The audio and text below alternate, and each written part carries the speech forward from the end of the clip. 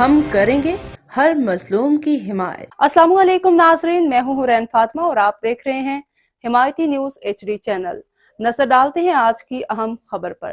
مسلم league نون کے رہنما اور وزیر اعظم کے سیاسی مشیر رانا ثناء اللہ نے انکشاف کیا ہے کہ محاذ زراعی کے خاتمے اور عدلیہ سے متعلق امور کے حل کے لیے مذاکرات شروع ہو گئے ہیں۔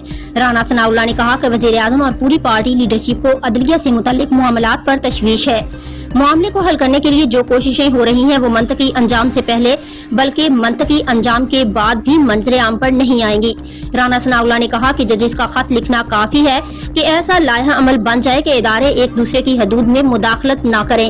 موجودہ صورتحال کی بڑی وجہ بانی PTI کا موقف ہے کہ وہ سیاستدانوں کے ساتھ بات کرنے کو تیار نہیں۔